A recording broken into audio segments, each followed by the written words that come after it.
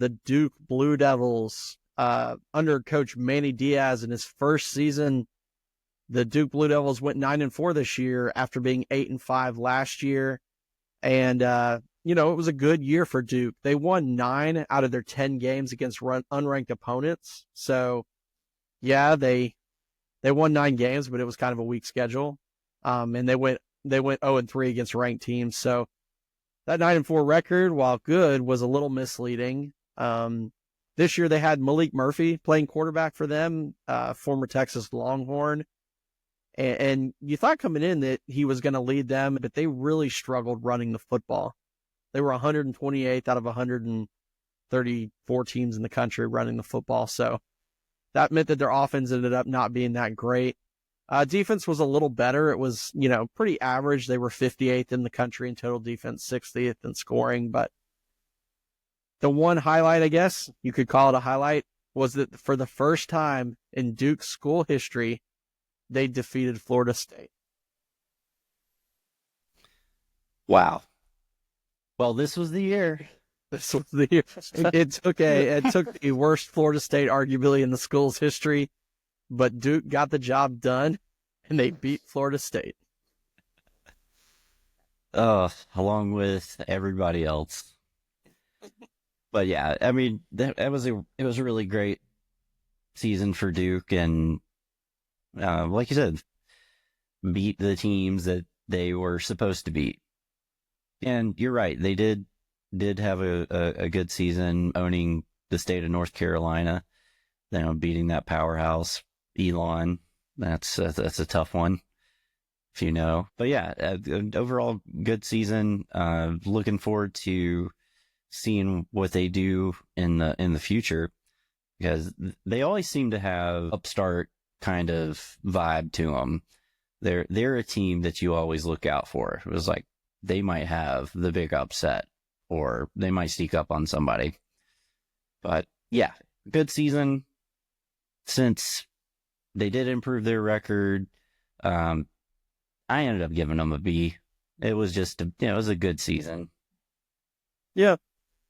I think I'm looking more at them. One of the things that really helped them out this year was that they were really good at turnovers. They forced the most fumbles in the entire country.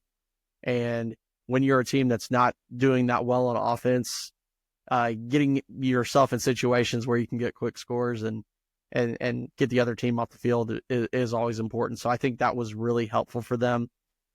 Yeah, that's always going to help. Yeah, and Mike Elko had done a really good job there and left to take the job at Texas A&M.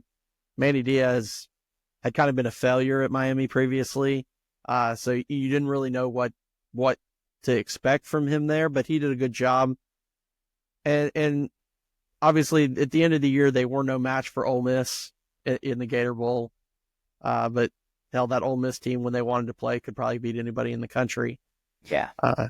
This was their third straight 8-win season and their 8th winning season in their last 12. And you say, oh, that doesn't sound like anything special. Consider this. Before those last 12 years, when they've had 8 winning seasons in their last 12, they had 22 losing seasons in 23 years. Wow. So this program that post Steve Spurrier was absolutely one of the bottom feeders in all of college football has turned itself around. It's not a championship program, but it is certainly one that has found the right recipe to win games at a traditionally basketball school that's really known for academics.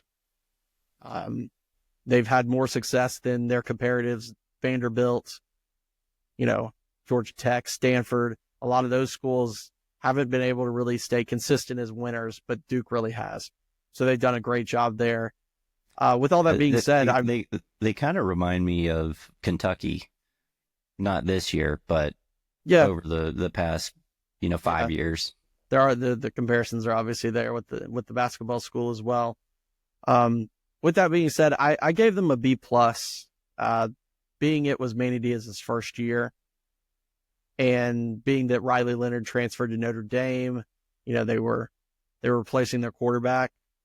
yes, the schedule was easy, and yes, they won the games that were easy on their schedule, but it's a good first year, a good start. And they beat everybody in North Carolina. They beat Florida State for the first time in school history. So I gave them a B+. Yeah, and for the record, they had a winning season. They were bowl eligible, so that's a B-.